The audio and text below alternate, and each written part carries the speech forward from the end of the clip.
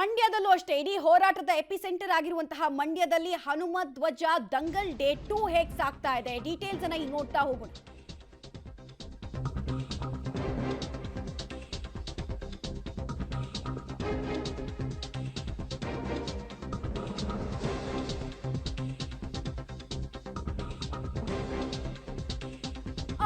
Kilometre ಅನ್ನ ಕ್ರಮಿಸಿ ಆಗಿದೆ ಈ ಪಾದಯಾತ್ರೆ ಅನ್ನೋದರ ಮಾಹಿತಿ ಲಭ್ಯ ಆಗ್ತಾ ಇದೆ.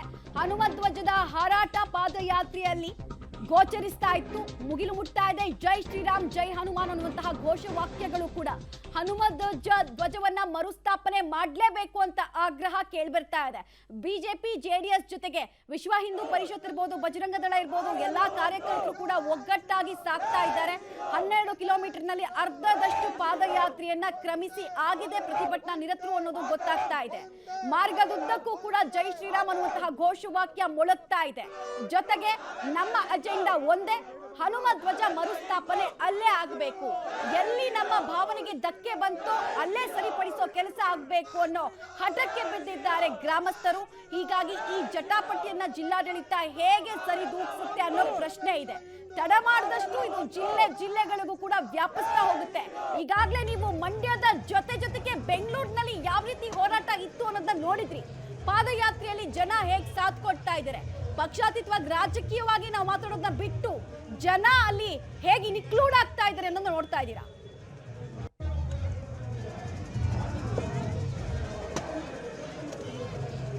ಓಕೆ, ಇನ್ನು ಈ ಪಾದಯಾತ್ರೆಯಲ್ಲಿ ಒಂದು ವಿರಾಮ ಕೂಡ ತಗೊಂಡಿದ್ದಾರೆ. ಹುಲಿ ವಾಹನ ಅನ್ನುವಂತಹ ಜಾಗದಲ್ಲಿ ಒಂದ್ ಸ್ವಲ್ಪ ಟೈಮು ವಿಶ್ರಮಿಸಿ ನಂತರ ಈ ಪಾದಯಾತ್ರೆ ಸಾಗುತ್ತೆ ಅನ್ನೋ ಮಾಹಿತಿ ಲಭ್ಯ ಆಗ್ತಾ ಇದೆ. ಬಿಕಾಸ್ 12 ಕಿಲೋಮೀಟರ್ ಒಂದೇ ಸ್ಟ್ರೆಚ್ ನಲ್ಲಿ ಎಲ್ಲರೂ ಮಾಡೋದಕ್ಕೆ ಆಗೋದಿಲ್ಲ. ಸೊ ಒಂದು 10 ರಿಂದ 15 ನಿಮಿಷ ಇಲ್ಲಿ ಒಂದು ಟೀ ಬ್ರೇಕ್ ತಗೊಂಡು ನಂತರ ಈ ಪಾದಯಾತ್ರೆನ ಮುಗಿಸ್ಬೇಕು ಅನ್ನುವಂತಹ ಲೆಕ್ಕಾಚಾರವನ್ನ ಆಯೋಜಕರು ಹಾಕೊಂಡಿದ್ದಾರೆ ಅನ್ನೋದು ಗೊತ್ತಾಗ್ತಾ ಇದೆ. ಸದ್ಯ 6 ಕಿಲೋಮೀಟರ್ ಅನ್ನ ಈ ಪಾದಯಾತ್ರೆಯಲ್ಲಿದ್ದಂತಹ ಪ್ರತಿಭಟನಾ ನಿರತರು ಕ್ರಮಿಸಿರೋದ್ರ ಬಗ್ಗೆ ಮಾಹಿತಿ ಸಿಗ್ತಾ ಇದೆ. ಅದೇ ಜೋಶ್ ಕಾಣಿಸ್ತಾ ಇದೆ, ಅದೇ ಸಂಕಲ್ಪ ಇವರೆಲ್ಲರದ್ದು ಕೂಡ. ಎಲ್ಲಿ ಹನುಮ ಧ್ವಜವನ್ನ ಇಳಿಸಿದ್ರೋ ಅಲ್ಲಿ ವಾಪಸ್ ಸ್ಥಾಪನೆ ಆಗ್ಬೇಕು, ಈ ಪಟ್ಟನ್ನ ನಾವು ಸಡಿಲಿಸಲ್ಲ ಅನ್ನೋದು ಅವರು ಮಾತಾಗ್ತಾ ಇದೆ. ಹೀಗಾಗಿ ಮಂಡ್ಯ ಬೂದಿ ಮುಚ್ಚಿದ ಕೆಂಡದಂತಹ ಪರಿಸ್ಥಿತಿಯನ್ನ ಏನ್ ನೋಡ್ತಾ ಇತ್ತು ಅದು ಡೇ 2 ಅಲ್ಲೂ ಕೂಡ ಕಂಟಿನ್ಯೂ ಆಗ್ತಾ ಇದೆ. ಈ ಜಟಾಪಟಿಗೆ ಅಂತ್ಯವನ್ನ ಜಿಲ್ಲಾಡಳಿತ ಹೇಗಾಡುತ್ತೆ, ಇವತ್ತೇ ಆಡುತ್ತಾ ಅನ್ನೋದು ಪ್ರಶ್ನೆ ಆಗ್ತಾ ಇದೆ. ತಾತ್ಕಾಲಿಕ ಉಪಶಮನ ನಮಗ್ ಬೇಡ, ಪರ್ಮನೆಂಟ್ ಸೊಲ್ಯೂಷನ್ ಬೇಕು ಅಂತ ಕೂಡ ಕೇಳ್ತಾ ಇದ್ದಾರೆ. ಹಾಗೆ ರಾಷ್ಟ್ರಧ್ವಜವನ್ನ ಹಾರಿಸೋದಕ್ಕೆ ಬೇರೆ ಜಾಗವನ್ನ ನಿಗದಿ ಮಾಡ್ಕೊಳ್ಳಿ ಅಂತ ಕೇಳ್ತಾ ಇದ್ದಾರೆ.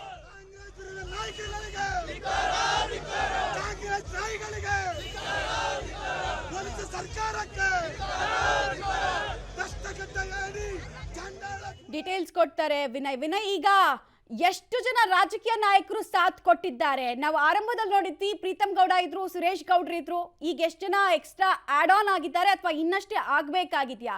ಹೇಗ್ ಸಾಗ್ತಾ ಇದೆ ಪಾದಯಾತ್ರೆ?